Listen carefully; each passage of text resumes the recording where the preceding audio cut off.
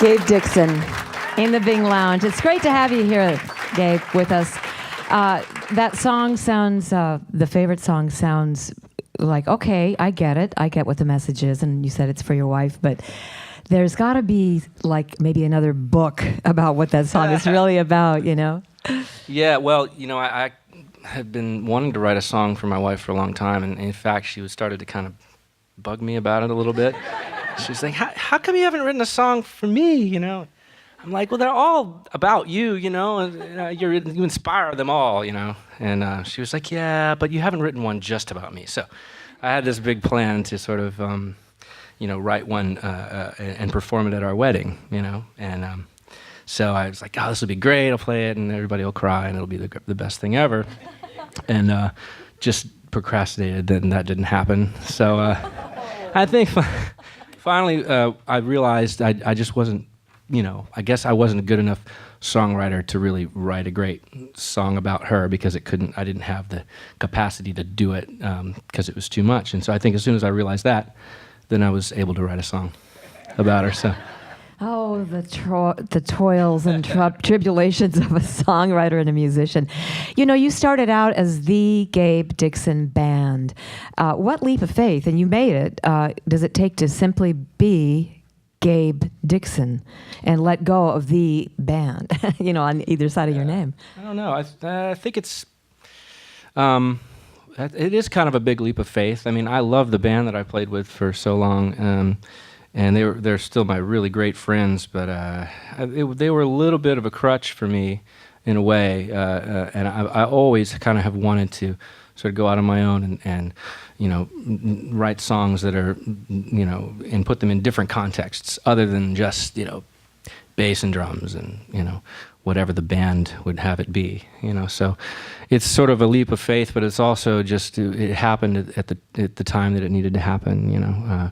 Winston went off to do other projects, and my wife got pregnant, and Jonna moved to New York, and so just everything just kind of pointed to, this is the time to do my record, you know. And you're a Nashville guy. Yeah. Yeah. You had a baby shortly after you sort of did that final tour, and then an album followed. What's more challenging, being a father or creating a sort of a musical baby out of your creative source? And you better have the right answer. Your wife's listening. Definitely being a father is more challenging. At least it should be, I think. But they're different kinds of challenges, you know. So I think the biggest challenge for me at this point is just trying to balance both of those, you know. So. And you leave them at home when you go out like you are now. That's got to be tough, because this is the time you're spending falling in love with your baby. Right. Yeah. At home. It's definitely tough. But my wife's there, and my mom and dad are there in Nashville, and so. That helps. Taken care of, yeah. Yes. Good. Definitely. You know, I wanted to let everybody know who maybe doesn't. Gabe played keyboards and sang backing vocals on nearly every track of Macca's 2001 Driving Rain album, Paul McCartney. Wow. And you performed with him for that huge concert for New York. Yeah.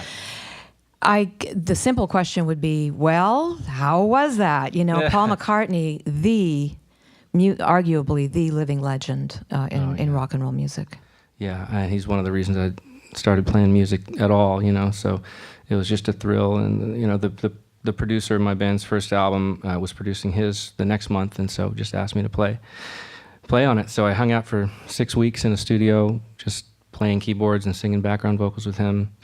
I learned a lot, and he's a really, really amazing guy to work with, and just a really incredible artist all around, singer, songwriter, bass player, guitar player, drummer, piano player, you know, painter, poet. I mean, he's an everyman. He's just an artist, you know.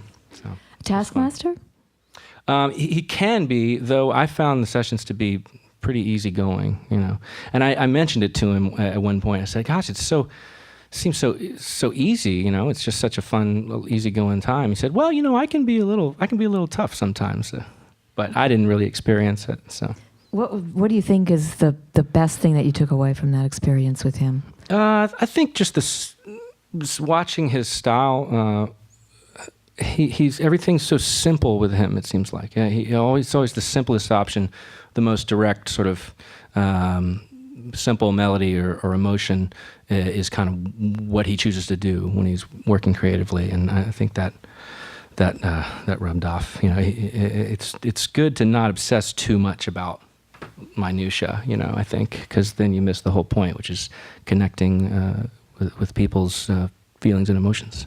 Well, it's wonderful to have you here, Gabe, and I would invite you to share some more of your music with us here in the Bing Lounge. Gabe Dixon in the Bing Lounge.